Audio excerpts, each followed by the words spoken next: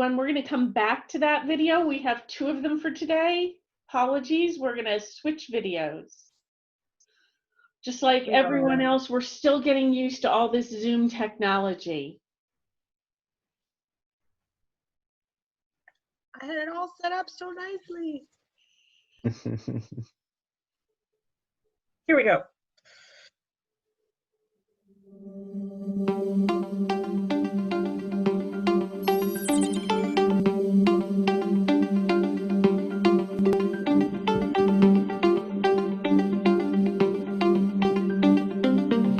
Since 1903, innovative healthcare products have been developed and manufactured at the western end of Dwight Way in Berkeley. Today, Bayer is planning to create one of the world's most innovative biological research and manufacturing facilities on those 46 acres. It's transforming operations by modernizing development labs and production capabilities, while continuing the storied relationship between a company and the community where it operates. At the start of a new decade, Berkeley and Bayer are partners in the future. Thanks, Jennifer. Oh yeah, I got this.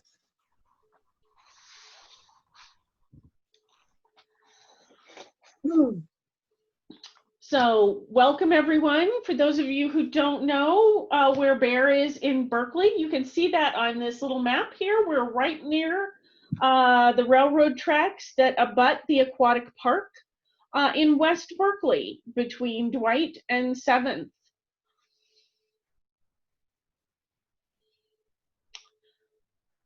Next slide. My name is Kathy Keck, and I'm your host and moderator for today. I just want to go over a little bit of our virtual meetings logistics for the session today. First and foremost, as mentioned earlier, we are recording the meeting so that we can capture your questions and your feedback. We are going to cover a lot of information, and we plan to answer questions and share your comments at the end. Our Q&A session will be divided into 2 parts. There'll be a live Q&A for 15 minutes. We'll call upon individuals who have raised their hands, and you can see that hand raise icon at the bottom of your screen. We'll then switch to written Q&A, and we will use Q&A that's been submitted using the Q&A tab. Please don't submit your questions in the chat feature. However, if you have comments that you just want to write in, please do put them in the chat feature, and we'll gather those comments as well, because our goal today is to provide information and give you your feedback. We had a number of folks register for today's session, and so if we don't get to everyone's question, we do apologize, but we'll be sure to follow up on all those questions individually in the next 7 to 10 days. Next slide. So I have several colleagues from Bayer. Again, I'm Kathy Keck, and I'll be your question and answer gal later. My colleagues who are here today are Jennifer Cogley, who is our Deputy Director of Community Relations, and she'll talk about the development agreement. Jessica Hayes, who's the project manager for the master plan and our development agreement submission to the city. Drew Johnston, who is our head of engineering, and he'll talk about the site master plan. And it gives me a great honor to introduce you all to Jens Vogel, Senior Vice President and Head of Global Biotech for Bayer and Head of the Berkeley site. Jens, can I turn the program over to you? Absolutely. Thank you very much, Cassie, and a very warm welcome also from my side. Thank you all for joining. So let's start first by me telling you a little bit about me. So I rejoined Bayer in March, about 2 weeks before we all had to shelter in place in these very unusual times.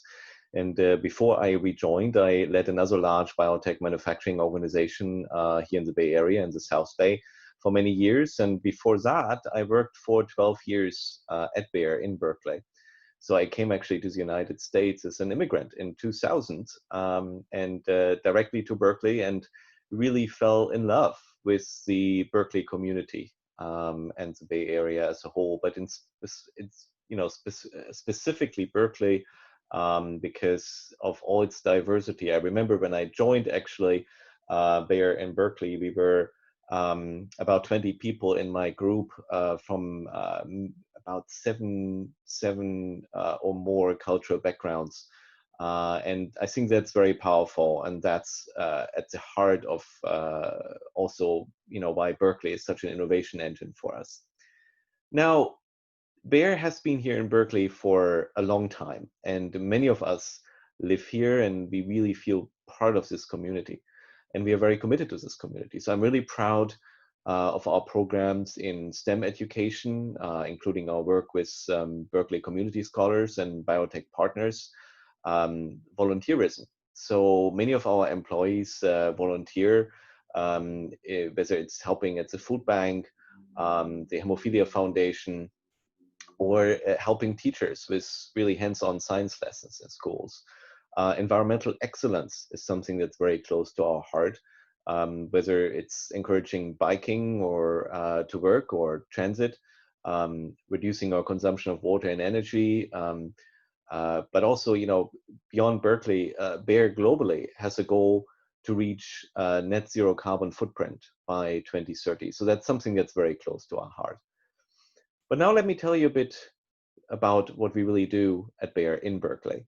The Berkeley site is really our key site for biopharmaceutical development and manufacturing. We are also the largest private employer in Berkeley. We have about 1,000 people in a variety of jobs at the Berkeley site, because we are not only a development site, but we are also a manufacturing site for life-saving medicines. And over many years, our key focus area has been medical innovation for people living with hemophilia. So to tell you a bit about hemophilia, I think many of you might know that that's a relatively rare genetic disease in which patients are not able to make a blood coagulation factor VIII, which is critically important for the blood to coagulate. If you basically cut yourself, for example, if you have a wound, then factor VIII is required for the blood to coagulate and seal that wound. What many people are not aware of is that it's not only life-threatening in severe cases, but it's also very debilitating. So I remember this vividly when I visited early on in my career the World Federation of Hemophilia Congress in Argentina at the time. And I saw a lot of people in wheelchairs and on crutches, and then really realized how devastating this disease can be.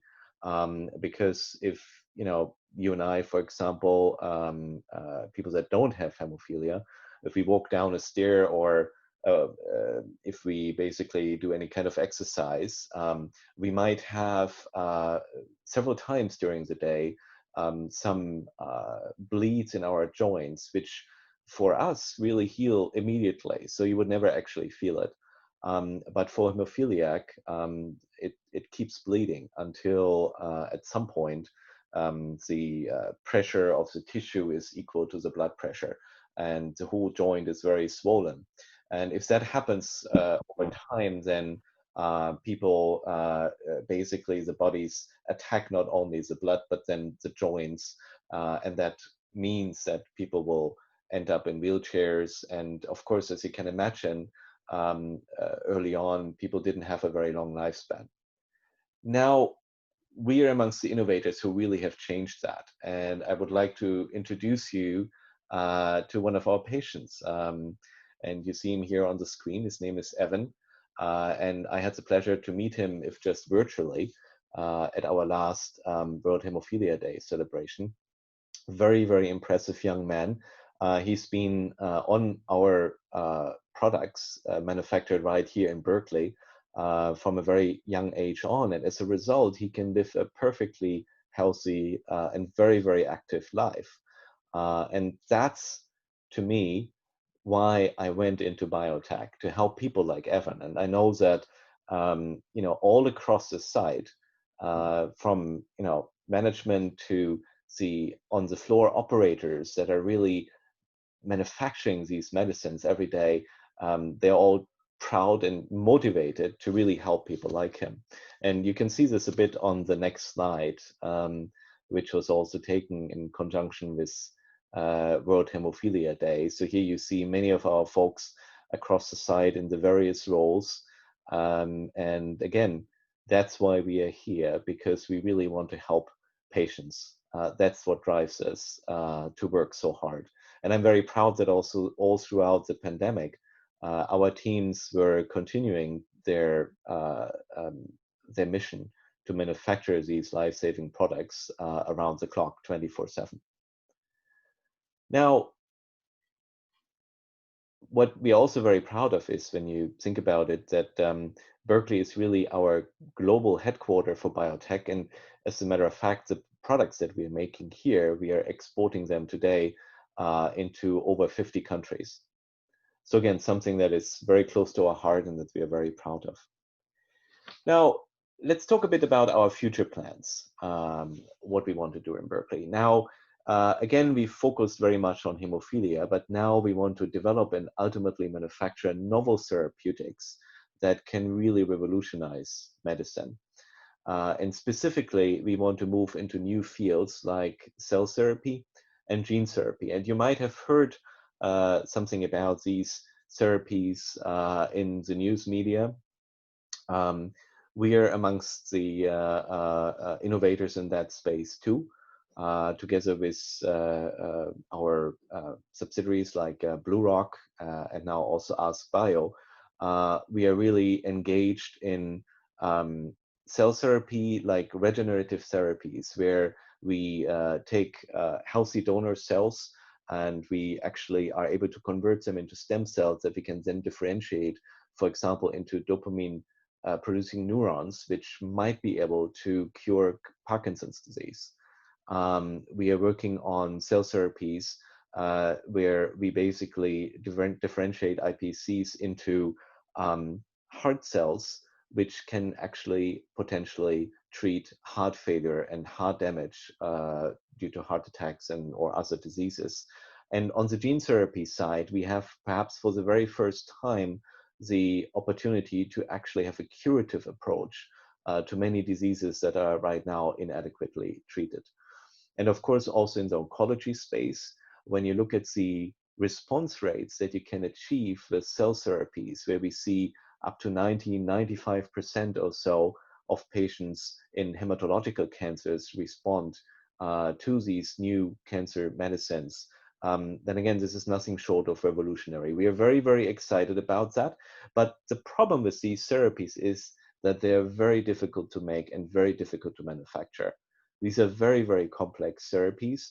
And that's where really our strengths come in, because our strengths is really building the manufacturing processes and innovating in the manufacturing space to really be able to make those medicines available to patients on a large scale and on a global scale.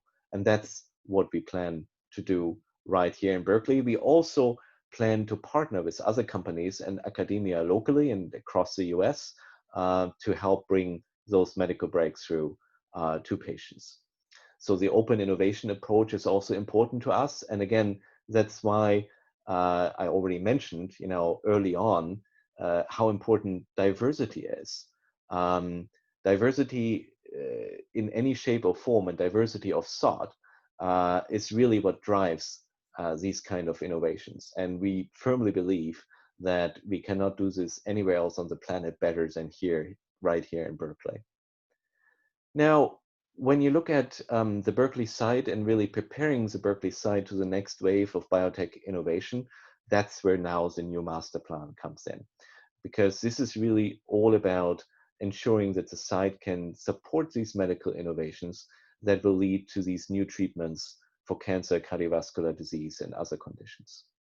And so for that, we will need additional product development labs.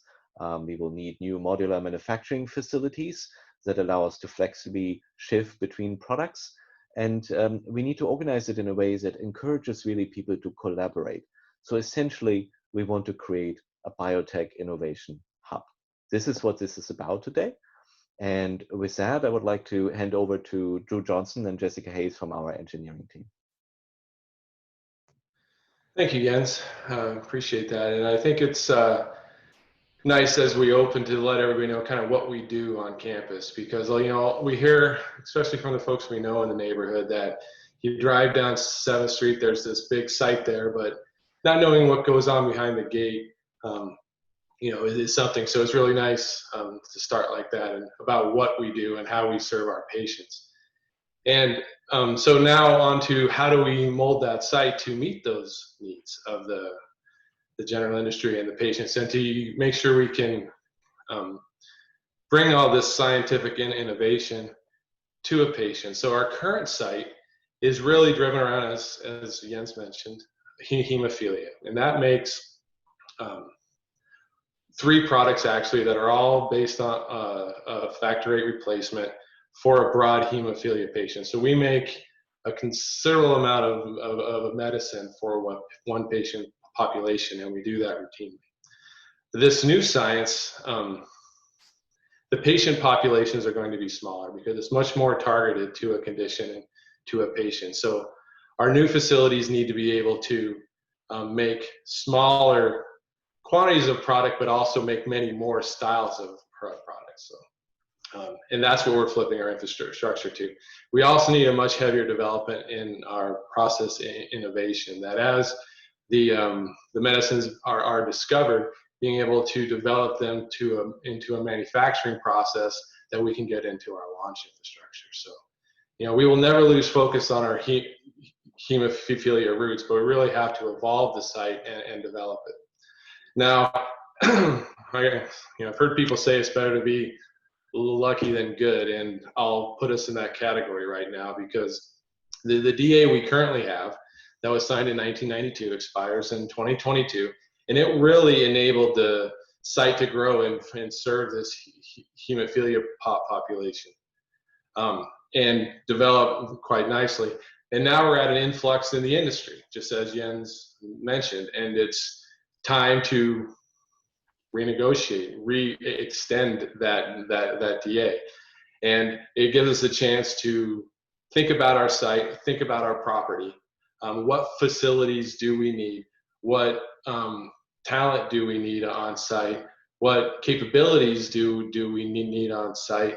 And really set that in place and take a holistic view of it.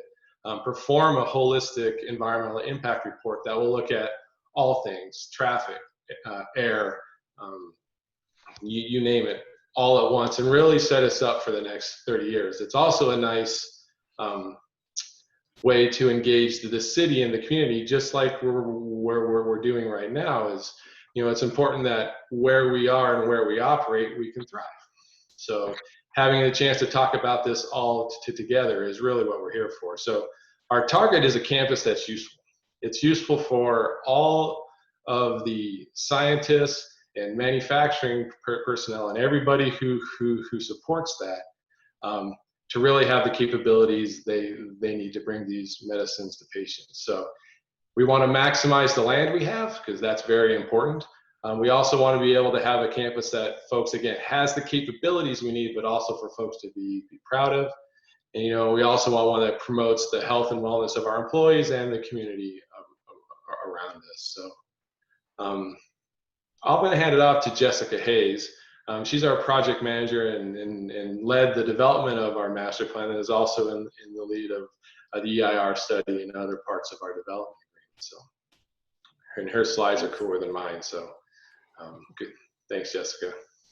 Thank you, Drew. Good evening, everyone. Thanks for making time out of your presumably busy schedules to attend and hear about our plans and the work we're doing to address lots of the engaged comments tonight I'm seeing come through into the chat. So I've worked at the Berkeley campus for Bayer for about 16 years. Hard to believe. And I've heard from a lot of colleagues and friends over the years, you know, what keeps us at this location and keeps us as employees. And in addition to the science, by and large, over and over, I hear the people and the community. And the video that we kicked off the program with this evening, you'll have available to view on a website. It has a few different chapters, and it's a little too lengthy to show the whole thing tonight. But I think if you take a look at that, you'll see how the community portion of our campus shines through in a really nice way. It's also been great over those years to see the development in West Berkeley, and I really enjoy having access to the local restaurants and shopping that's developed over the years. And now that you know who I am and what I'm working on, and know that we're neighbors, if you cross me walking back from the, if we cross paths walking back from the Berkeley Bowl, don't hesitate to stop and chat, although with this pandemic situation, that could be a ways away. And I look forward to getting back to that type of daily life routine, being able to physically show up to the campus again routinely. So we are taking a look at a bird's eye view at the corner of 7th and Dwight, looking towards the bay with San Francisco in the background. This is the current property of our campus, and we are not expanding that as part of the development agreement. So everything that we're about to share in the master plan is already property that Bayer owns, and this does not include any expansion of that property. I think we can go. Oh, so before we switch slides, just noteworthy, which if you're neighbors and you've frequented, ever seen the perimeter, you know we have a lot of surface parking. It's not the best way to use land in the expensive Bay Area. And so we're looking to reinvent a little bit in coming years of a better use of the space for all of the types of important work that Jens and Drew explained. So from the same vantage point, looking towards Aquatic Park here at the corner of 7th and Dwight, you'll notice that the surface parking is full of some buildings. On the corner of 7th and Dwight, the yellow is things that we could conceptualize and anticipate in the 10-year plan. This is not going to happen all at once. This is, of course, a development agreement that we're asking for an additional 30 years on. So the concept here is kind of laid out to show a little bit of how the phasing might work. So corner 7th and Dwight, 65 feet, approximate building height is what we're asking for. Consolidating the taller buildings towards the center of campus to the western boundary. That would be the manufacturing zone primarily. If we run north to south from Dwight Way all along Grayson in parallel with Aquatic Park, that is the core manufacturing portion of the campus that we envision, because we already have existing manufacturing there, and there's some efficiencies that we have with material delivery and whatnot. Some of the key pieces in trying to think about new layouts, we surveyed a lot of employees, and you know, we want to have strong collaboration. We need to be able to also recruit, hire good talent, and retain that talent. So employee amenities was considered into this layout as well. If we move, let's see, yeah, oh, so in terms of collaboration, increasing the green space, you'll notice greened-in area as we move from Aquatic Park towards 7th Street. We envision closer to 7th Street. This is where more of the development labs could be located, and that's what we're proposing for land use there. The overall types of usage that we have in the current development agreement are not changing. So laboratory space, manufacturing space, utilities, maintenance, warehouse. The current boundary of the development agreement, it runs from Dwight Way to Carlton Street. But Bayer acquired the south properties, the area south of Carlton Street down to Grayson, after the development agreement was signed. So we're proposing the entire Bayer property in the development agreement going forward. And then you'll notice along 7th Street an opportunity to have an extended plaza entry with a more beautified landscaped area. We'd like to strengthen our fit within the surrounding community, and for the neighbors and immediate folks walking outside of the campus, this was a nice opportunity to pull back our fence line and contribute to some beautification for the surrounding community. And then finally, you'll notice a 45-foot proposed structure on the east side of 7th Street. And that would be a very late into the development agreement, closer to the end of the 30-year term. And we prefer not to build structure parking at all because we want to put an emphasis in transportation demand programs to encourage more transit opportunities, biking to work, those types of things. So ideally, we do not want to build more parking for cars, but we do want to reassure the neighborhood that we do have an adequate amount of space for parking for our employees.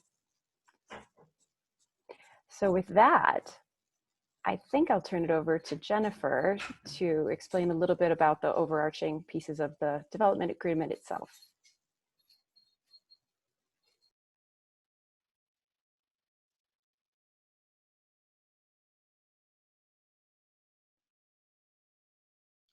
I'm unmuting myself. There you go. So I get to explain to you what a development agreement is. It is a long-term agreement about how Bayer, or any company really, gets to use the land on its site. It's used when you have more than 3 acres and when you have a planned long-term phased build-out. And what it does for Bayer is knowing what we can build over time makes it easier for us to attract investment from the overall global Bayer network. It's really because of the development agreement that we've been able to thrive in Berkeley all of these years, because way back when, in the early 90s, a group of people just like us and just like you sat down and thought about how can we work together to have successful development in Berkeley. And the other thing about a development agreement is that it provides, over and above the environmental impact report, there's a measured, calculated mitigation payments that are come out of the environmental impact report. And on top of that, there are community benefits that are negotiated between the company and representatives of the community led by the city. So that's just a little bit about what a development agreement is. And for the city, there are benefits clearly. A stable employer, we have 1,000 employees now. And we're very active in a number of regional efforts around STEM education. Certainly, we've played a role in some addressing hunger and food access. And in addition to that, we pay considerable taxes. So if we look backwards over the years since 1992, over and above the taxes that we've paid and our own spending as a purchaser of large amounts of materials in order to do our manufacturing, we've spent over $37 million in inflation-adjusted dollars on a number of categories. You'll see those listed on, I think it's your left. The most impactful of those is our biotech education program, which is called Biotech Partners. We played a role in setting up affordable housing good at the beginning of the last agreement. We pay support into childcare, and actually one of the areas that we played a role is in bike infrastructure. And we have quite a few of our employees use bikes. And you'll see a picture now of our West Berkeley shuttle, which connects Ashby Park with our site. And it runs at peak hours to get people from BART to West Berkeley. It actually runs in conjunction with some other property owners in West Berkeley, and there's no requirement that you show any ID or badges or anything like that. So lots of community members make use of it. So I think with this, I hand it over to Drew. Yeah, so thanks, Jennifer. Thanks, Jessica. So a lot of information there from basically everybody who's talked. So, but just to kind of sum it up, the DA the development agreement will bring roughly, at full build out, 1,000 jobs.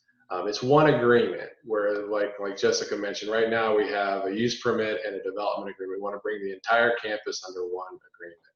We also want to simplify the development zones so they're easier for everybody to understand. So just 4 development zones versus the 8 roughly we have now that are split up a bit, so you can put a multiplier on that.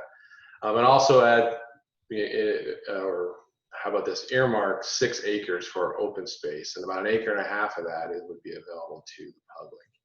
So those are kind of the key stats. And maybe go to the next slide, Jessica. Or excuse me, Jennifer. So overall, we're talking about a 30-year extension. So this is a big deal. And we want to make sure we take the time to do the studies and engage everyone, because this is really important for Bear, and it's also important for the community. We're going to protect all view corridors because we do recognize we sit on the bay and people look through our campus. We want to make sure that those, and over our campus, those corridors are protected. And also, just in case it wasn't clear, we don't plan to add any square feet beyond our current development rights. So we're going to use those square feet better, and we're going to rearrange them a bit so our campus flows better for our operations and also integrates better with the city. So I think Jennifer, does that close our presentation portion here? Nope, we've got a little bit more stuff, a little bit more information to give people. Thank you. This is a little bit about review process. You'll see us here in Bear Community Engagement, and we're doing some of these meetings in advance of 2 commission meetings that will be happening in November. I'm looking up at my trustee calendar here. The next meeting will be on November 12th at the Zoning Adjustments Board. That will be part of the scoping process for the environmental impact report. And then we'll also go to the Planning Commission just a week later on November 18th, again, for a scoping session. And then the environmental impact report will have a draft that's published, and then a final version, and then comments. And at the culmination of all of that, there will be a Planning Commission hearing and a council vote, and that will happen in Q3 of next year. Q3 and Q4, really. So that's a little bit about the process. And this is information about, our next community meeting is now. We're in that community meeting. I think what we're going to do now is show another video, and let's see if I can get it on screen without having everything else in the whole wide world. See if we can get it. Nope, it's the wrong one. I'm 0 for 0 here today. Jennifer, it's the one on the left. This is it, right? Nope. That's not it. Oh my God.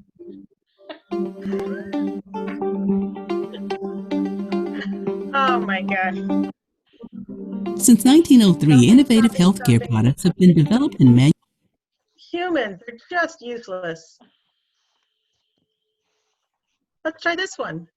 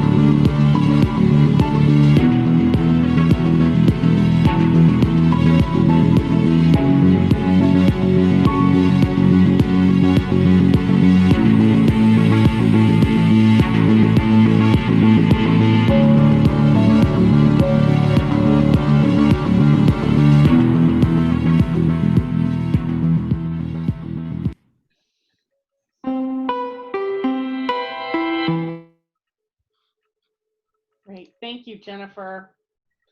So everyone, we're now to that time for Q&A, and as announced at the beginning of the meeting, what we'd like to do is offer a couple of different options. Many of you have put questions into the Q&A feature, which is where they go. Thank you very much. That'll help us stay organized as we go through Q&A. But then we would like to provide at least 15 minutes here as we get started at Q&A for anybody who would like to raise their hand and actually ask a question live. So if you, and I see we already have 2. Awesome. Thank you. The hands are flying. So we're going to start with Sina, and I apologize, Sina, if I've mispronounced your name. If you would unmute yourself and ask your question. Okay, well, my question is on that section of land that's labeled not Bayer. It's gray chunk along 7th Street there, right? What is that and who owns it? Drew Johnston, can you answer, please? Sure. So that is the Macaulay Foundry. It's also an electric bike shop, and there's a coating operation there. The majority of it, though, is the Macaulay Foundry. So it's not owned by Bayer. Thanks. Next up is Michael Robbins. Michael, if you could go ahead and unmute. Hello, yes, thank you very much. And it's great to see your work that you've done on the project. I think it has a lot of potential to really improve the community. My biggest, I guess, ask would be, is there a way to connect Aquatic Park to this side of Berkeley? We have such a beautiful resource, which is Aquatic Park, and it's very difficult for us that live in this area to get over there. Right now, the only access is on Bancroft Way, and that's quite far if you're, you know, a woman in a stroller trying to go down there and take their kids to the playground. Bayer has some great opportunities to work with the city to make that connection, and I highly encourage that if it's possible. Thank you, Michael. Drew, can you speak at all to Aquatic Park, or perhaps Jessica? You know, I really do appreciate the comment. I agree that Aquatic Park is a great asset. However, the access to it's not controlled by us. There is the Union Pacific Railroad runs between us and the park, and they're the ones that control access across those tracks. So I know the one they have currently permitted, like you mentioned, is on Bancroft. So I don't realize that doesn't necessarily answer the question. I will say this as well, as far as access through our site, that would be incredibly difficult. But if there's interest in access at Grayson or Dwight, that would be through the railroad. Thank you, Drew. Next up is Floy Andrews. Floy, can you go ahead and unmute? Hi, I'm Floy Andrews, and I run a cafe, co-row coffee room, and a shared space coffee roastery about a block from where you all are. It's great to be your neighbor. And I am such a supporter of more employment in Berkeley, and high-paying jobs are important. And so I think it's great. What I would really hope is that, especially since I'm in, and so many small businesses are right over there, just on the other side of Dwight from you, and many more coming in a way. It's like sort of like the renaissance of the small business, coffee, food, even clothing coming in over there. It would be really great if Bayer sort of like reached out a hand on a regular basis to those businesses and brought in for your employees like a really cool coffee day, or you were actually purchasing coffee for your office building from us, or bringing in people to show off their new cool clothes, or whatever it may be, but just a way to integrate all of those small businesses along with your sort of like larger sort of like footprint. Yeah, good to see you all. Thank you. Thanks, Jennifer. Thanks, Floy, for your comments. I sensed that Drew wanted to say something, and I'm sure Jennifer and Jens might have comment back as well. I just want to say I love that idea. You know who we are now, so let's, once we get more of our folks back on site, let's make sure we do some of that. That sounds great. No, absolutely. Also from my side, I really like the idea a lot, and I can already think of maybe additional ideas of what we could do together. So definitely let's stay in touch on that. I love it. Awesome. We have some very engaged employee resource groups on site too, who historically have done some of those types of outreach to the neighbors, and Great point. it's a great All engagement right. point. Thanks, Jessica, Jens, Drew. So next up is Betsy, or Betsy and Rains. I'm not sure, but could you unmute and give us your question? Yeah, Betsy Morris. Sorry, I didn't, in these webinars, I'm not quite prepared to, I'm not able to change my name the way I'm used to. Anyway, Betsy Morris, I am really delighted to be here and glad to hear more of the update, because I was actually here in 92 and was a supporter of the project and tracked it for many years through, you know, so I have a great respect for what you were able to do. And I think you educated Berkeley and frankly the Bay Area as to what a development agreement looks like when the employer is used to, you know, thank you for your German political background, is used to being, have that connection. So my questions are in the Q&A. I would love to know two things, I mean, many things, but one is, can you just go over the arc of your previous employment peak from the first development agreement? Because I understand you're adding 1,000, but my sense is it's not from a peak employment. I thought you had laid some people off a number of years ago. That was what I'd heard. So maybe you can give us a little bit of like, well, we're basically adding 500 jobs from the peak, previous peak. I don't know what it is. So one little arc of that for people worried about traffic impacts. But mostly I'm interested in the, you know, you can even see the creative community benefits that could flow, you know, from what you already do, what you have done, and how to integrate with what's going on in West Berkeley these days. So I'd love to know how to participate more vigorous, more creatively, not just in a webinar. How is the city going to set up a negotiating team? Do you want community group representatives? That kind of thing. Thank you. Well, Betsy, we're going to tackle your two questions right now. I'm going to ask Drew to address your first question about our employment. And then I'm going to ask Jennifer to answer your second question about the community benefits and how that will come about. So I'll start by saying I'm the engineer, right? So I might get corrected a little bit on some of these numbers, but the peak employment has been around 1450. But I'll say that when we were finishing up our B60 renovation for one of our products and also building a new lab facility, we were clocking about 1,600 people on the site and back. So as far as like impact on the community and the traffic and stuff, if you remember 2016 to 2017, we were getting about 1,600 people a day on site. When there's a second question, or is there? So then the second question is Jennifer. There we go.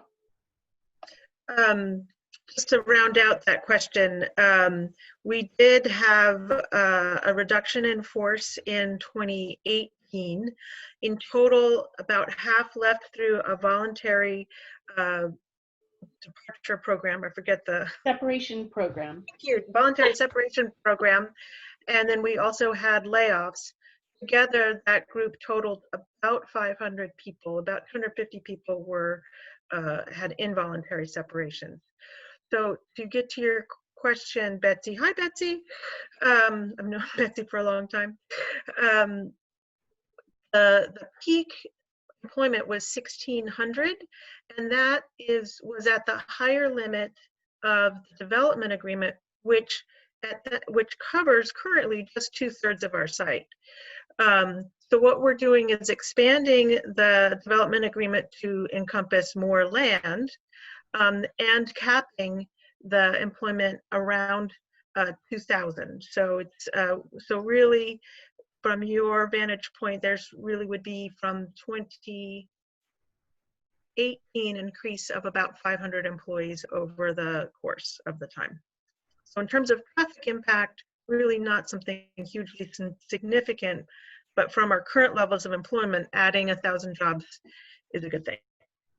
And Jennifer, Now, I've forgotten the second question. Her second question was about how will the community benefits be determined? Community benefits process is being determined by the city manager's office. David White is taking the lead. He's the deputy city manager. And for people who are interested in participating, I would highly recommend reaching out to David White. I can get you his contact information. It's also useful to reach out to the mayor or your council member to share your ideas. Awesome. Thanks, Jennifer. So I just want to say that we've got 6 folks with their hands up. We're going to go through these 6, and then we're going to switch over to the written Q&A because there's about 50 questions over there, and I really want to make sure that we get to them all. So thanks, everyone, for engaging. So our first of 6 is Jason Lindsay. Jason, could you please go ahead and unmute your microphone? Yes, good evening, and thank you for putting this on. My question has a couple parts. The first is, and it has to do with the construction of the project. How many buildings are proposed being built over this 30-year build-out, and what type of construction will the buildings be? Will they be, wood, concrete, structural steel, combination, maybe all 3? I don't know. Drew, you want to go for it? Sure. The building count aside, maybe we can flash up the slide there. Somewhere between, depending on how you count a building, 10 to 15, but in the neighborhood of almost 1 million square feet. But the buildings will be concrete steel, so structural steel, concrete foundation, slab, skin on them, and then we'll outfit the inside with the appropriate stuff. So and fairly standard to what you see in other biotech sites. Cool. Thanks. And then the second part of that question is, is there a plan, or maybe there's already a commitment to use the skilled and trained workforce, including apprenticeship opportunities with that support area wages and benefits for the workforce? So that's an excellent question. Thank you for asking. The majority of our projects are performed by obviously skilled labor and union trades, so the building trades. So our current one we're building on site, our single-use product launch facility, it's officially a merit project. However, we prioritize union trades. So it's in the high 90% of spend that went to union trades. The reason why we choose to do merit is every once in a while with the technology that we deploy, sometimes there's not just a little tiny per percentage. But to answer your question, that's our plan. We do prioritize. We do enjoy working in the Bay Area and in California with all the skilled trades around us. And we depend on that. So hope that answers your question. Thanks, Drew. Next up is Jason Lindsay. I think that was Jason. You came up again, Jason. Sorry. Meryl Siegel. If you could unmute Meryl.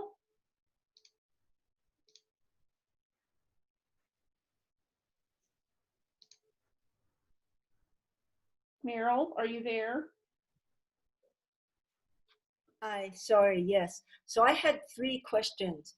One question was, how will you preserve the estuary for or even in fact clean up the estuary, because we've been having some issues there.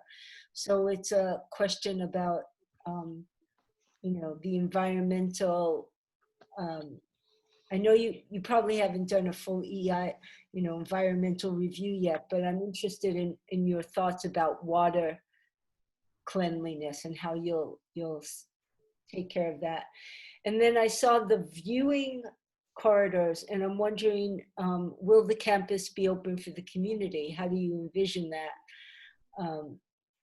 And then really, how much parking will you provide? That seemed to be like, you're taking away parking, and you want to have alternative forms of transportation.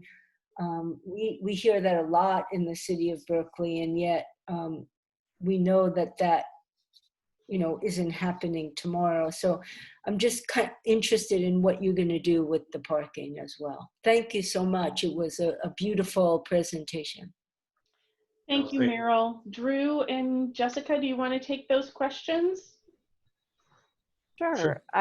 Yeah, in combination, in terms of the aquatic park questions, you're absolutely right in that environmental impact report is being conducted. And so how our proposed development affects the surrounding area is being considered. We are bird strike evaluation. We have traffic, noise, air quality, greenhouse gases. So all of those types of studies. The city runs the environmental impact report. So it's a very transparent process through the California Environmental Quality Act. So there's a lot of transparency built into all of this, and the information will be accessible probably in March or April for the draft EIR report, and then the public has a 45-day comment period to participate in that process. The question about access to our campus, because we are governed by a lot of regulatory laws at the local, state, and federal level, we do need to maintain good manufacturing practices to comply with those regulations, and those have security guidelines built in. So because we're a commercial manufacturing operation and bound not just by the FDA, but as previous information about where our products are shipped to over 50 other countries, we have health authorities around the world that inspect our site numerous times a year. So we do need to maintain our security fence boundary, although there may be some opportunity in years to come on the southeastern, maybe down towards like the Grayson 7th Street area, where a portion of the, if we are exclusive to some administration space in that area where the cursor is, that we could maybe have some visitors more freely access a small portion of the campus. But by and large, the overall boundaries will maintain a security perimeter. And then finally on the parking, yes, the surface parking will be going away, but we have the structured parking in the south property. That would be in the 10-year phasing plan to have some structured parking there. So we just, instead of having it all on surface, move it into a structured situation. And maybe Drew has some additional comments. Yeah, sure. So we will provide a parking spot for everybody who works on site. So you don't have to worry about putting pressure on any of the city streets and such. And that is in our plan, and that is basically what's shown. But as faithful in our innovation, not Bears, but the world's, right? I like to see us work out a better way. We don't need to build all that parking and everybody drive the site. So that's why we say, we will structure the parking. We'll make sure that everybody that drives the site has a place to park, but we'd also like to use some traffic management and innovation to not have everybody drive all the time. So, but we got 30 years to figure that out. I want to add one thing. I know we've covered this in other presentations. My understanding is that we have plans for integrated parking along these buildings here at the northeast corner. Yeah, so that is the plan right now. Again, the building, final building planning and permitting process will dictate how much goes in there. And that offers several benefits. Everybody likes to park close to where they work. It also diversifies a bit how people get on campus, not getting any major pitch points. And it also allows us to service those facilities a bit better. So yeah, again, we will provide parking for everybody who comes to site, because we absolutely in no way want to put pressure on the city infrastructure. It's just, when we hear us be soft about it, it's more about we'd like to have better ways for our employees to get to site, and we think the way things are changing that could happen. But in our plan, we include requirements for today. And Meryl, there was one other point you had mentioned about general aquatic park type maintenance ongoing, right? And I think that as well as a question earlier in the program about access to aquatic parks. So if there are things that are important to you from a community standpoint, you know, reaching out to your council person to let them know how you feel about priorities in terms of the community benefit side of the DA. It's important to know what you feel is important and work with your local council person.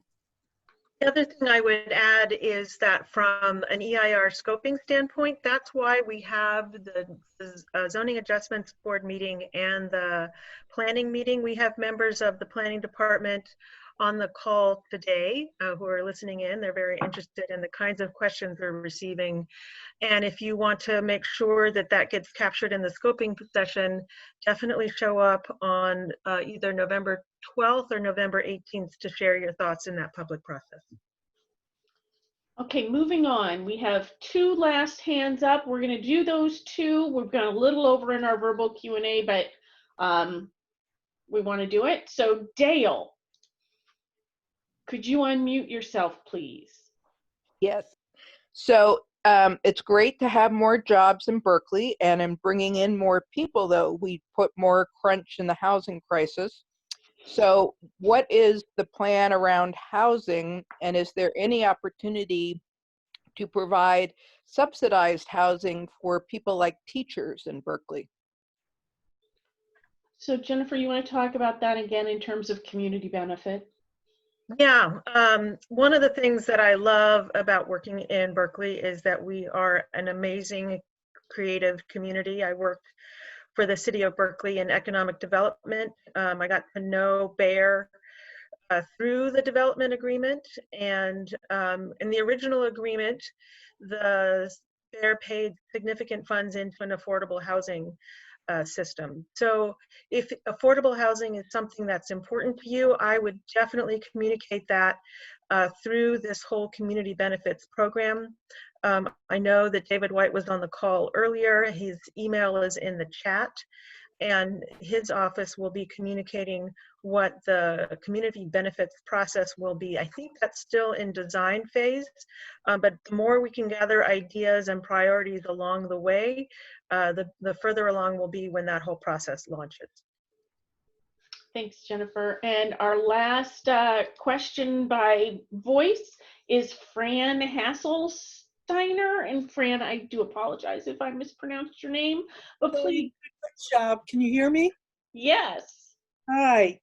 So I've lived on Dwight Way for over 37 years.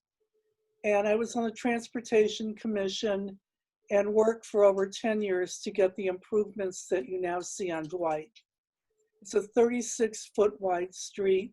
My primary concern about this development is the effects of an already highly congested street. It's thoroughly residential, and we're already very affected by traffic here. I am a friend of Bayer, believe me, and I want this to work, but we cannot increase traffic here any more than we already have. So I want you to keep that in mind. Please talk to me, because we have to do something about this. You know, Dwight Way's become a major street like Shattuck, Telegraph, University. It's a 36-foot wide street. So really the impacts have to be minimized. We're people living in our houses close to the street. It's serious. My other questions are, is this site on Bay Mud? And do you have creeks going through it?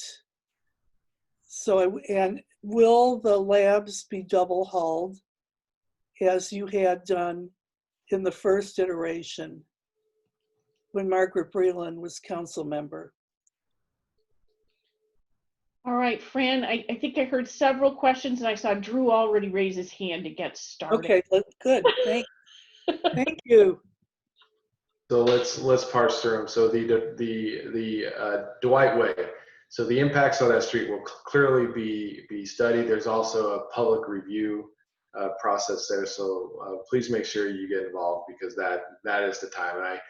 And unless I missed it, that was really more of a comment to make sure we're paying attention to the impacts of not only the traffic on the street, but the environment around the street, and for sure.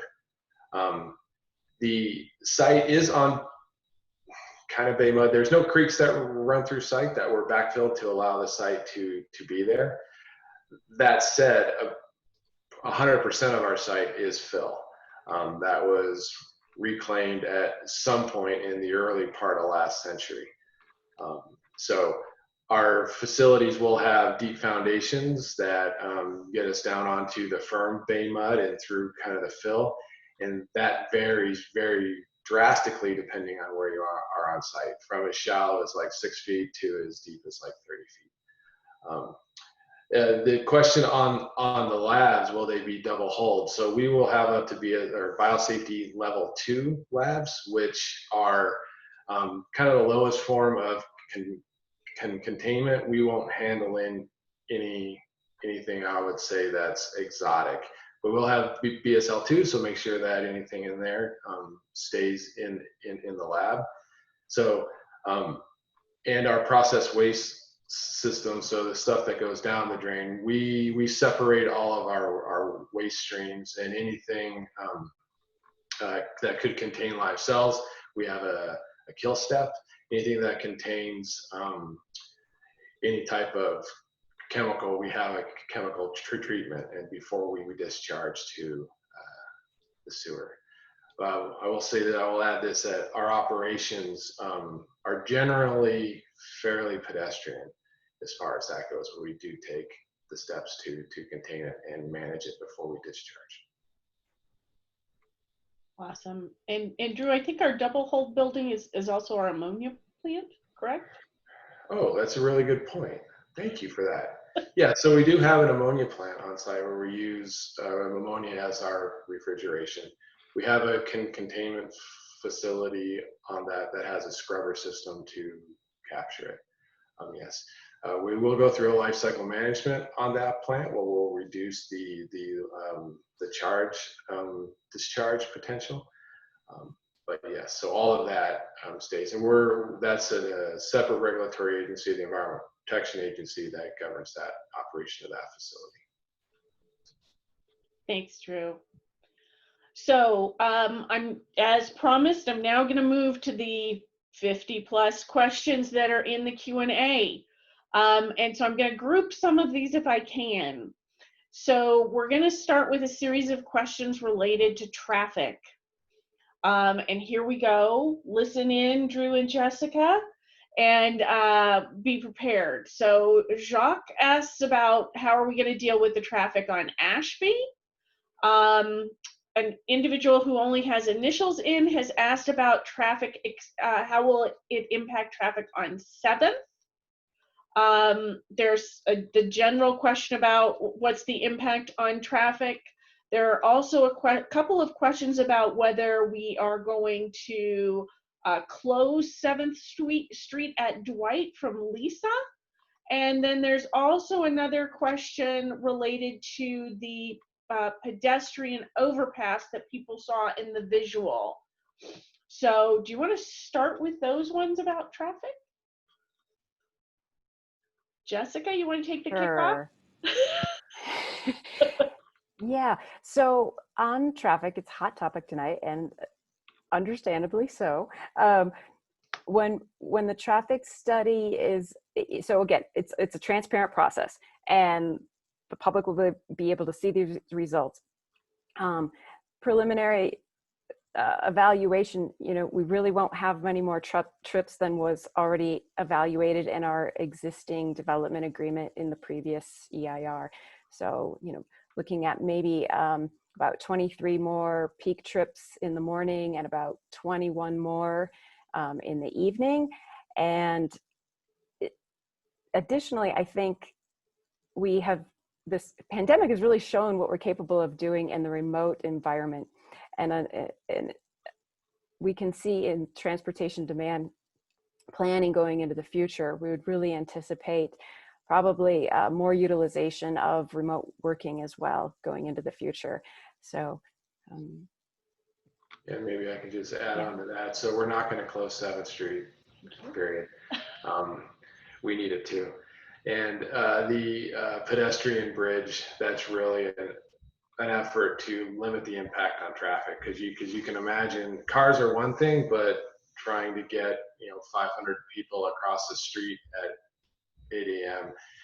obviously impacts traffic. It also impacts general safety. So we would propose that we would elevate the foot traffic. So hope that answers the question. And then Jock specifically asked about Ashby, and of course the transportation analysis for the EIR incorporates all the main thoroughfares for how folks get to our site. So that's part of the scope. Great. Jens, if you could unmute. Barbara Bowman has asked a question. Her impression is that what we mean by biotech innovation has to do with innovation in manufacturing techniques rather than innovation in drugs or therapeutic design. And she just wants to confirm that she's understood that correctly. Yeah, so when you look at this, it's a good question.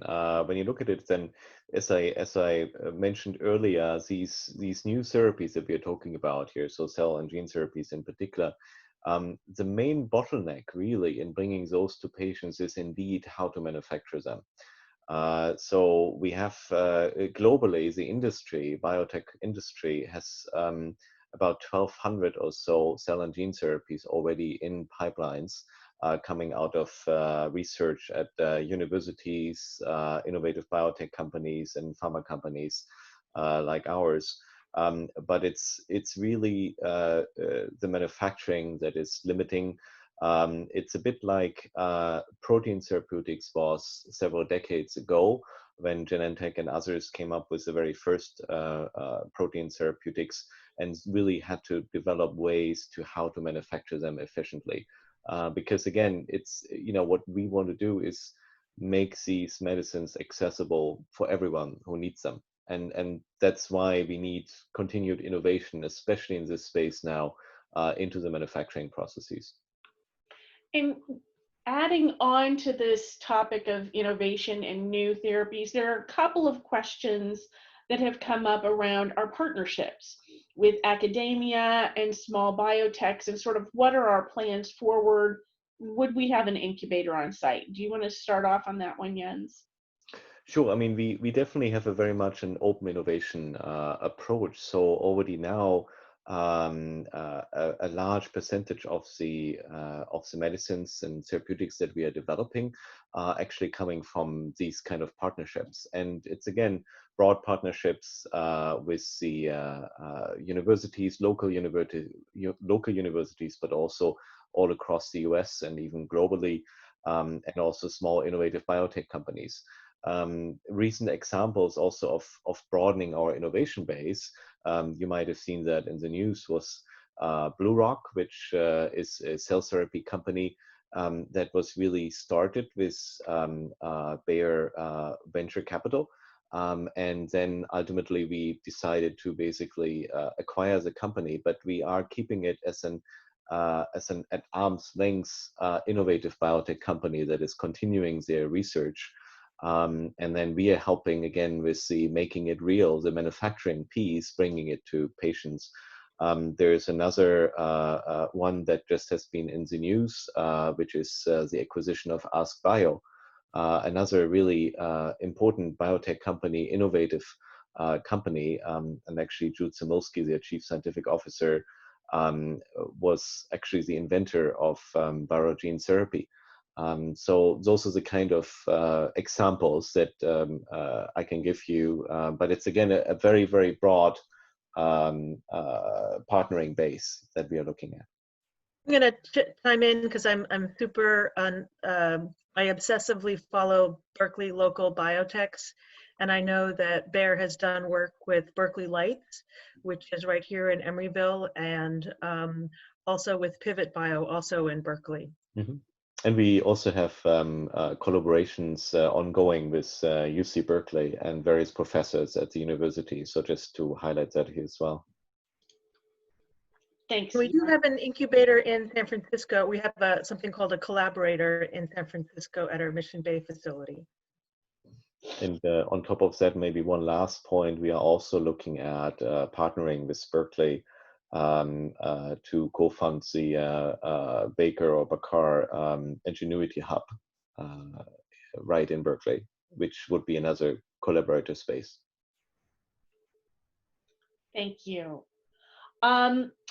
So next question, Jens, I'm just going to throw this one at you again. It's from Jillian Finn. And I know Drew loves to talk about this too. What are the range of jobs created at Bayer? Obviously researchers, but what else? Are paraprofessionals or trade jobs available? Yeah, absolutely. I mean, you know, the unique thing I think about Bayer in Berkeley is really that we are an integrated manufacturing site. So we really do everything end to end. What we don't do, by the way, is discovery research, but in terms of development and manufacturing, we do everything end to end. So we have the whole gamut of jobs available. And this is really important to us. We really believe that this is key in what we do. I already talked about the importance of manufacturing in biotech. And so we have jobs, manufacturing floor, you know, all throughout from high school diploma to PhD scientists. And Drew, I know this is also close to your heart, so feel free to chime in. Yeah, the only thing I is that is we got a job for everybody, right? So there is more work to do all the time for kind of everybody. So yeah, it's a nice having a manufacturing site close. And again, you know, just to point that out, that's a conscious decision that we feel is important. And so we did not want to move out our manufacturing piece and separate that from development and move manufacturing somewhere overseas. Thank you, Jens. Thanks, Drew. So we're going to shift to parking.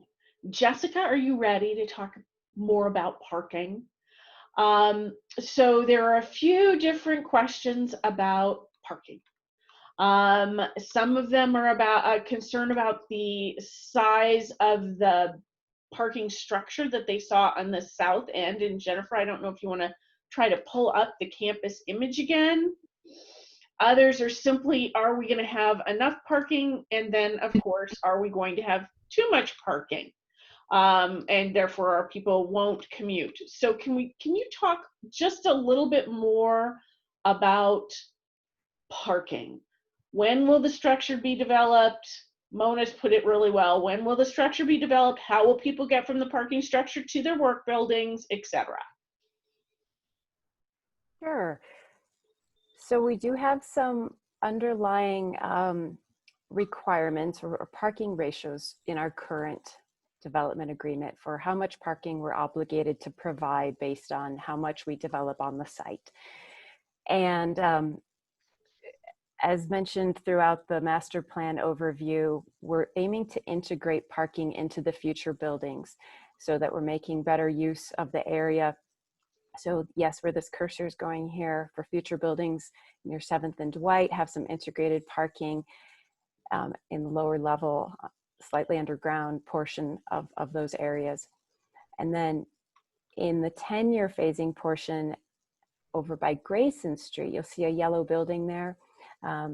It's in the area right next to one of our existing older, tallest buildings on site. We envision some space there where we could add some structured parking if we need it. So the really late phase structure proposed over on 8th Street and Dwight Way really would not ideally want to build that.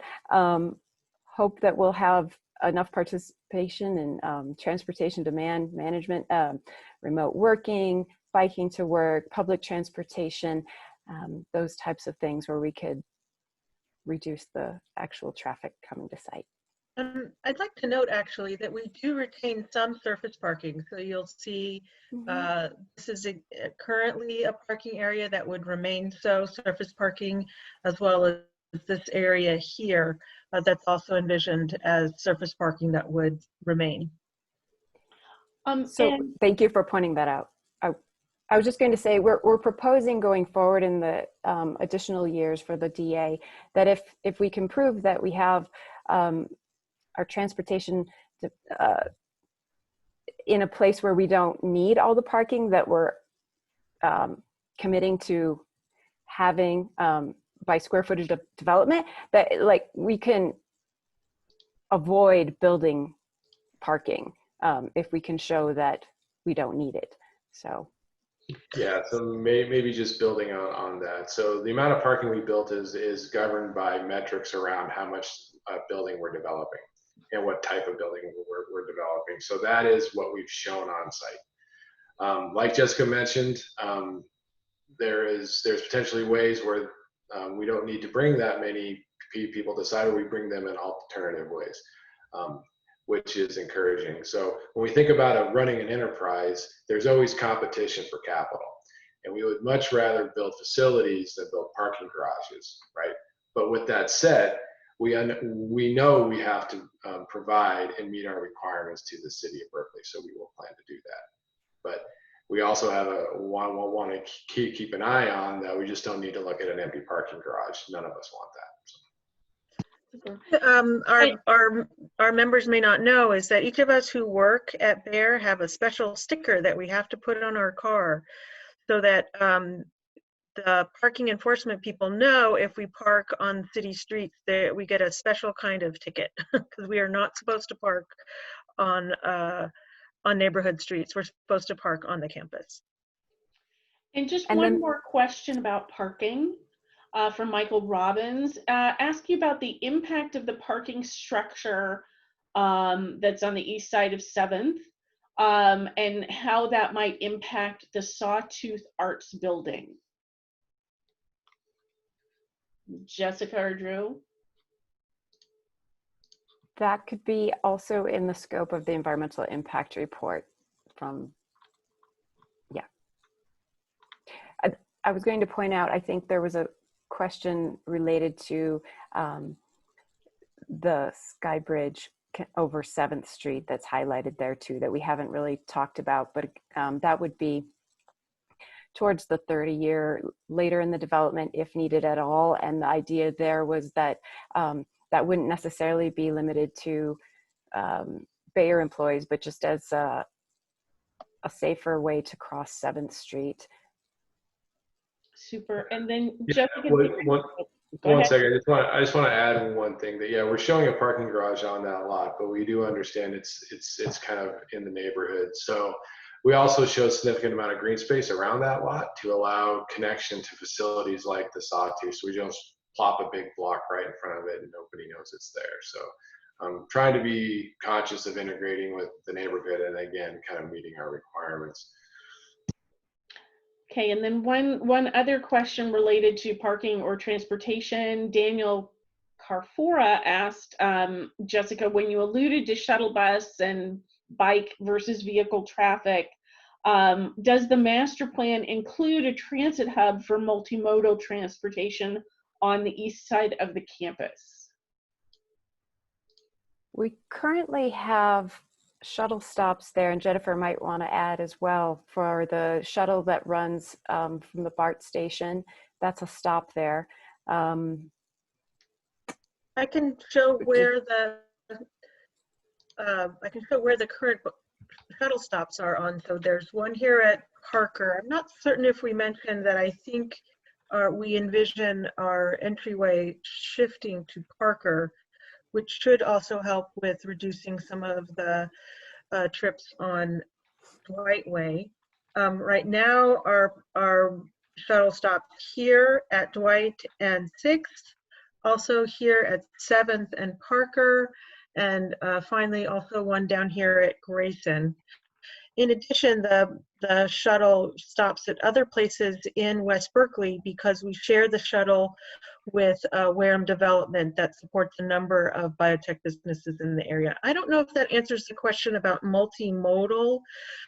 We do have a number of bike amenities, and I know that several years ago there was an expansion of service of AC Transit, Alameda County Transit in West Berkeley, and that our bus stops are taken into account with the other public transit systems around.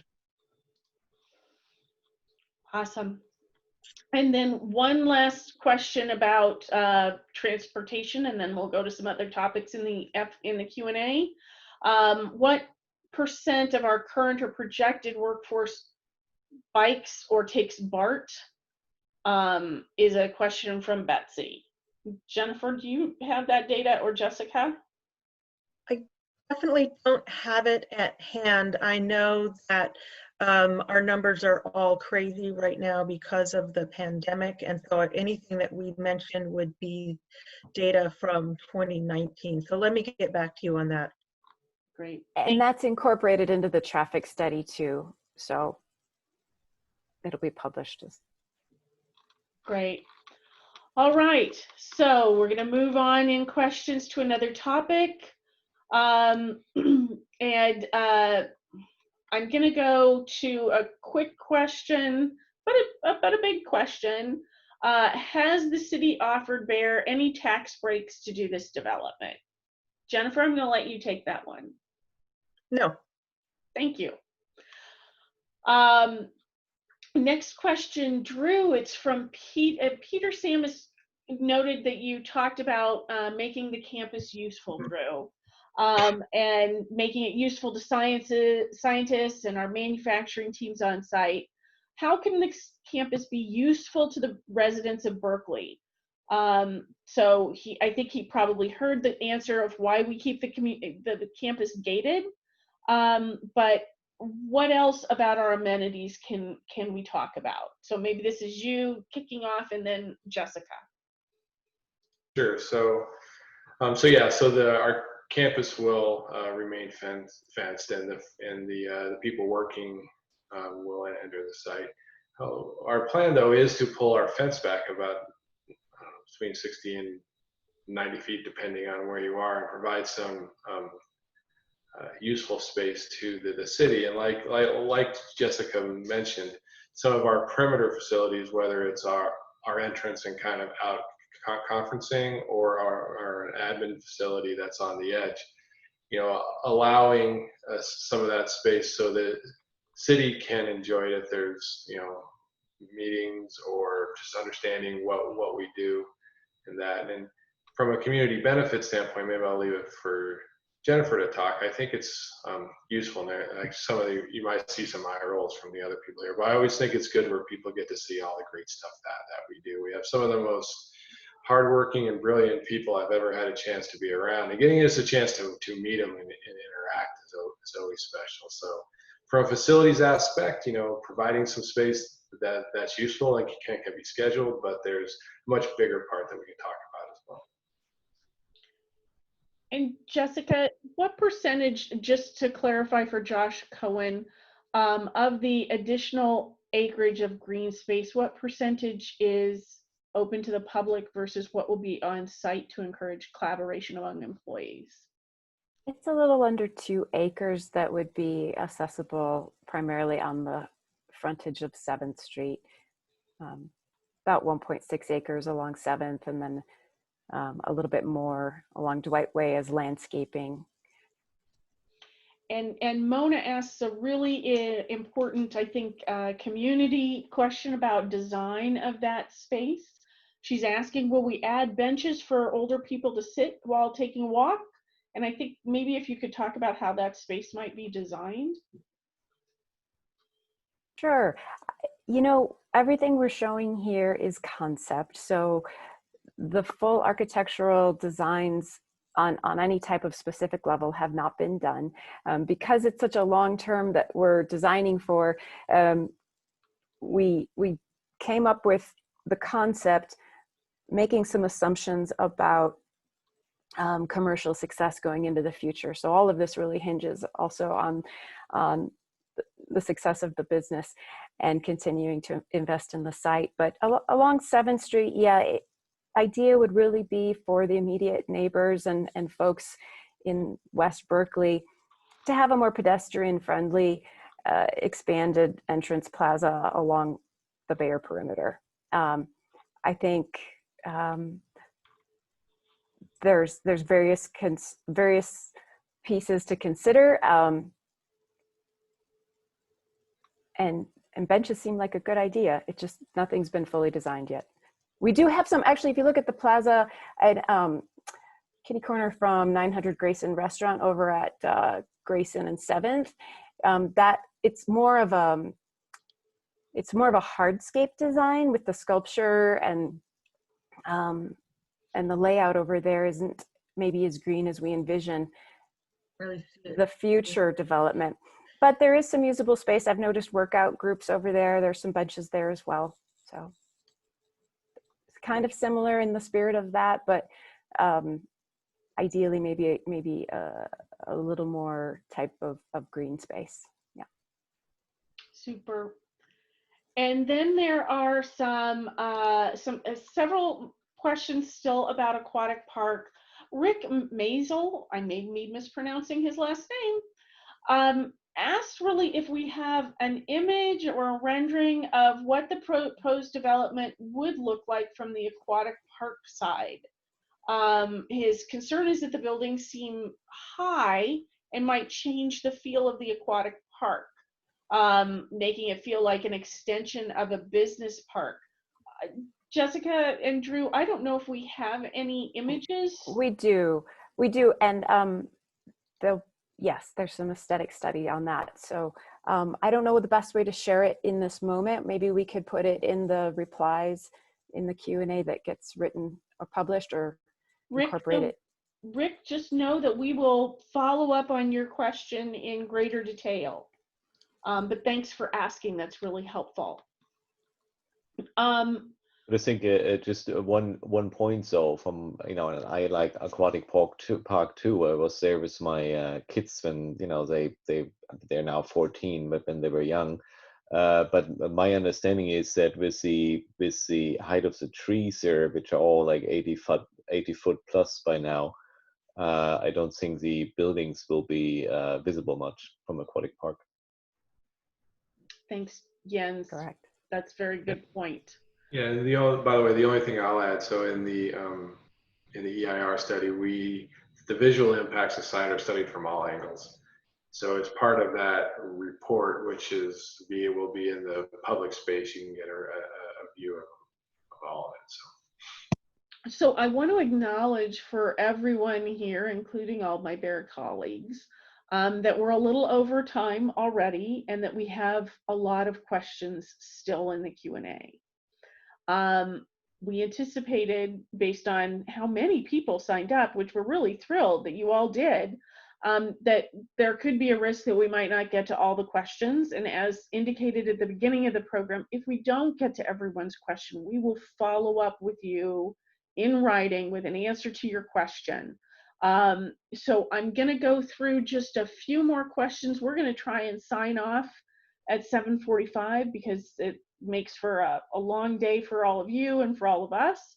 But let's take just a couple of additional questions. And Drew, I'm going to direct a couple of these at you because they're about energy and chemicals.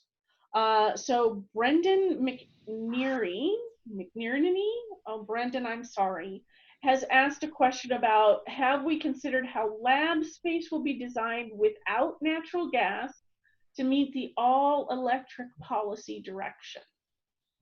Yeah, it's an excellent question. So, so from an office standpoint, from a lab standpoint, from a warehouse standpoint, many of those facilities can be nearly all electric, so to comply. We do have some process steps that there's not quite the technology out there to allow us to do that without gas style heat, but for the most part, the new infrastructure will be primarily electric. And on top of that, Bayer globally has an initiative to be carbon neutral, so all renewable power sources by 2030. So our part of that as a manufacturing site is to lighten the load as much as possible. So all of our new facilities will be designed and with the latest sustainable that supports our production to lighten the infrastructure and use as little power as possible. And then from there, whatever generation we can put locally, so solar or whatever else makes sense, and then the rest of that obtained from a sustainable source. So we have big plans and big ambitions there, so I appreciate the question. And thanks for anticipating the other question about our carbon neutral footprint. So that's awesome. Yeah, I love talking about that one, so I just couldn't wait for the opportunity. So. Then there's a second sort of chemical type question as well asked from Lisa Duncan.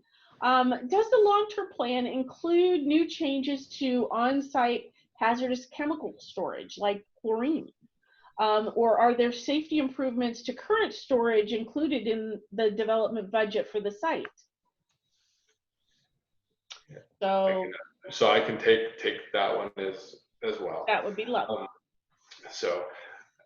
Interestingly enough, some of the most hazardous stuff that we handle is common cleaning solutions to keep our facilities clean. And we do have special storage facilities to manage these.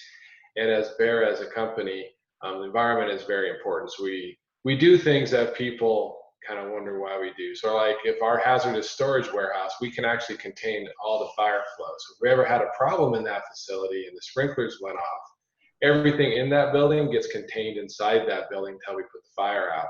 And then we can even capture the damage during an accident, right? So our facilities and our systems are designed to contain everything that we use. Now, will the new development require new chemicals? That's a really good question, although we will stay within our code allowances. As far as handling large enough amounts of chlorine to constitute a hazard, that nothing foreseen. Thank you. There's an anonymous question in here, and I want to make sure we answer it because it was submitted anonymously, and it has to do about things escaping from the site like COVID-19. And Jens, perhaps you could talk a little bit about our COVID-19 efforts and initiatives that are underway right now.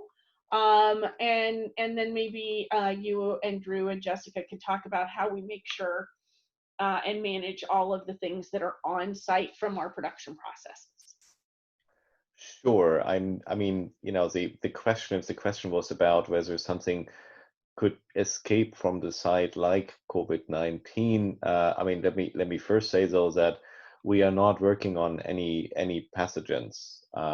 Just to be absolutely clear, what we are working on right now is basically proteins, human proteins that, like in the case of factor VIII, that you and I have in our bodies anyway, and just hemophiliacs unfortunately don't have enough of it. And that's why we need to produce it, and so that we are able to give it to hemophiliacs as a medicine. Also in the future, we are not planning on working on any pathogens. That's not what we do, and therefore there is no risk for something to escape.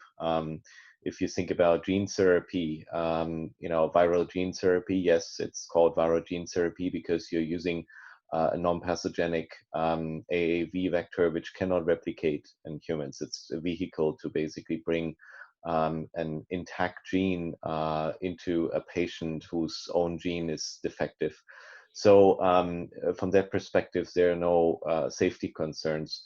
With regards to specifically COVID-19, now COVID-19 is of course on our minds and has been from the beginning. I mean, especially because everything we do is really to make these life-saving medicines for patients. So we needed to really make sure from the beginning of the pandemic that we ensure uninterrupted supply, we protect our patients, but we also protect our employees, of course, and everyone working at the site. So we introduced from the beginning, you know, pretty strict measures with regards to social distancing. Everybody's wearing surgical mask. By the way, everybody who is not essentially needed to do essential work at the site is working from their home offices and has been doing so all throughout the pandemic. I put a virtual background on here today because I couldn't stand the view onto my little home office here, which is all I've seen for the last couple of months, really. And so that's the same for many of us. Because again, we need to make sure that we get through this pandemic together. So there are many more measures, but to keep, again, our people safe and keep our patients safe and keep everyone and the environment around us safe as well. So hopefully that helps a little bit in that regard. Great. Thank you, Jens. So we are just about 2 minutes from 7:45, and I promised a 7:45 wrap up. We've lost about a third of our audience, and so let's go to closing remarks. And please, everyone who submitted a question that hasn't been answered yet, please know that we will be issuing those answers to you directly via email. Jens, with that, you want to wrap us up? Absolutely. So again, thank you all very much for attending and for a very lively discussion. I mean, that's what we were looking for. We really want to be part of this community. We want to continue to be part of this community. And of course, you know, you've seen that, yes, we are very excited about medicine and about helping patients. That's what we do. We hear you loud and clear, though, that while many of you might share that excitement, of course, you're also interested in what this development really means for you, for Berkeley, for the city, for the community, for your neighborhood. So we hear you loud and clear, and that's what these meetings are about, to engage in this kind of a dialogue and learn what your priorities are so that we can try our utmost to address them together. And some of you gave us really, really good ideas how we can even, you know, engage more with you in the community around us. So stay in touch, please. You can go to our website. You can email us to sign up for email updates about upcoming meetings and other opportunities to engage. And again, very much looking forward to continuing the dialogue and continuing to be a member of this community. Thank you so much. That concludes our program. Thank you, everyone, for joining us. And again, if you want to know more about what Baer's doing in Berkeley and see more about what the site master plan is, visit baer.com/Berkeley. Good night.